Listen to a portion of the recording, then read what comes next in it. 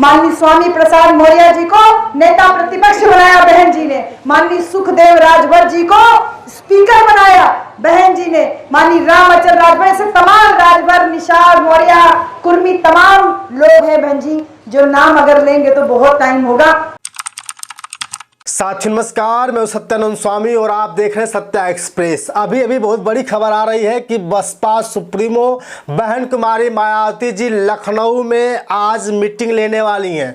दूर दराज से चल करके उनके कार्यकर्ता, जिला प्रभारी, प्रदेश अध्यक्ष सहित जितने भी प्रभारी हैं सब वहां पहुंच रहे हैं और पंचायत चुनाव को लेकर की बात हो सकती है। और आपको बता दूं मेरे प्यार साथियों कि बिहार चुनाव में आज आनंद जी की एंट्री होने वाली है। और आपको बता दूं कि 10 तारीख को मोहनिया विधानसभा सहित कई ऐसे क्षेत्रों में आकाश आनंद जी की मीटिंग होने वाली है। उससे पहले लखनऊ में जिस तरह से मीटिंग बहन कुमारी मायावती जी लेने जा रही हैं, ये बहुत बड़ा अपने आप में सवाल है। लोग बता रहे हैं कि आज बहुत कुछ हो सकता है, बहुत बड़ा खेल हो सकता है।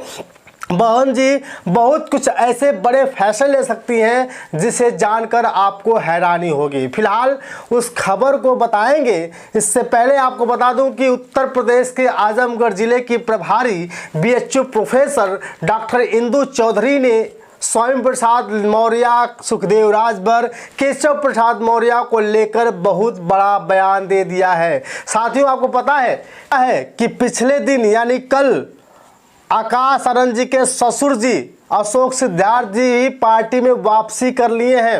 अब उन्होंने साफ साफ कह दिया है कि कभी भी हम पार्टी के विरोध में नहीं जाएंगे, किसी की बात नहीं सुनेंगे, कभी रिश्तेदारी का जो है कि हम फायदा नहीं उठाएंगे। और बहन जी से हाथ जोड़कर माफ़ी मांग ली, बहन जी ने उन्हें माफ़ कर दिया है।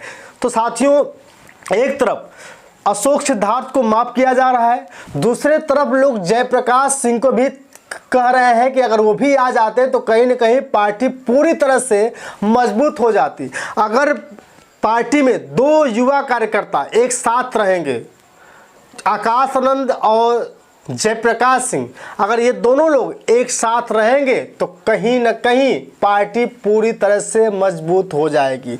क्योंकि आप हर मंचों पे जयप्रकाश सिंह को सुनते आए हैं कि वो मानवर कांशीराम साहब की विचारधारा को लेकर चलते हैं, ताउम्र शादी नहीं करने की बात करते हैं, वो जीवन अकेले जीने का ठान लिया है।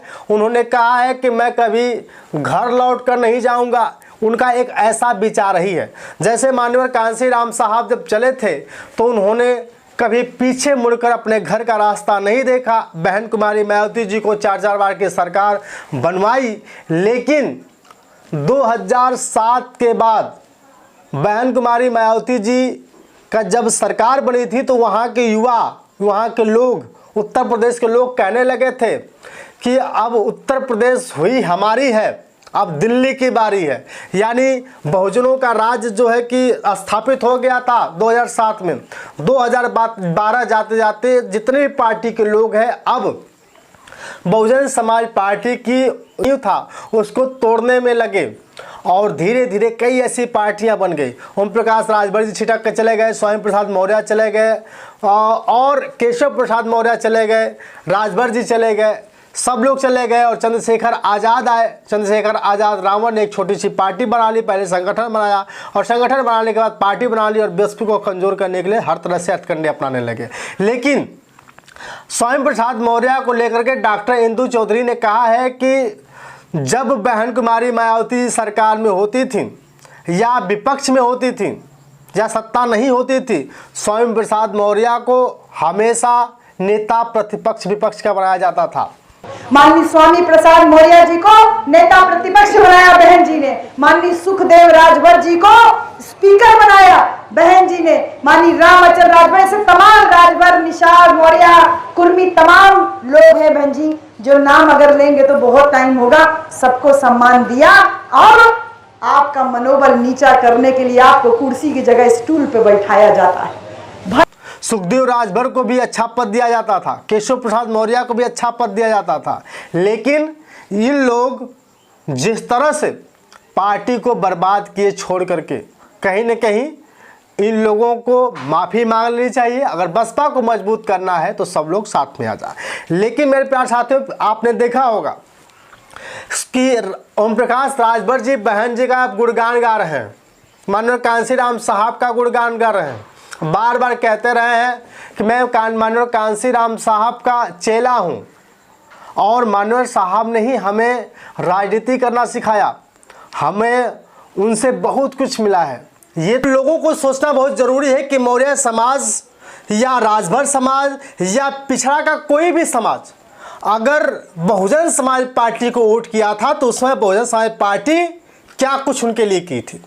आप देख रहे हैं 11 साल देश के प्रधानमंत्री को हो गए। आज 11 साल बीतने के बाद भी कहीं न कहीं युवा परेशान है, बेरोजगार है। सड़कें बनी, नो डाउट, बहुत कुछ काम हुए, लेकिन सबसे बड़ा मुद्दा रहा युवाओं के रोजगार का, सबसे बड़ा मुद्दा रहा किसानों का। और आज देख रहे हैं, आज आए दिन कोऑपरेटिव पर खाद नहीं मिल रही है, किसान बेहाल है, परेशान है। तो इन सब चीज़ों को देखते हुए डॉक्टर इंदु चौधरी ने कहा, युवाओं से पूछा भी कि कैसी सरकार चाहिए, रोजगार देने वाली या रोजगार खत्म करने वाली। तो भैया रोजगार खत्म हो गया, प्राइवेट हाथों में सरकारी चीज़ें चली गई, लेकिन फिर भी 2047 का आंकड़ा दिया जा रहा है। इसलिए बहन कुमारी मायावती जी आज तत्काल बैठक लेने वाली हैं। उस बैठक में क्या कुछ होगा उसको हम बताएंगे, लेकिन डॉक्टर इंदु चौधरी का यह बयान बहुत तेजी से वायरल हो रहा है। आपको जमीन का मालिक बनाने वाली सरकार चाहिए कि आपकी जमीन पे कब्जा करने वाली सरकार चाहिए? आपको पक्के मकान का मालिक बनाने वाली सरकार चाहिए कि आपके पक्के मकान पे बुलडोजर चलाने वाली सरकार चाहिए? जिसने आपका मनोबल हाई किया, ऊंचा किया, वो सरकार चाहिए, या जो चाहती है कि आपका मनोबल हमेशा डाउन रहे वो सरकार चाहिए?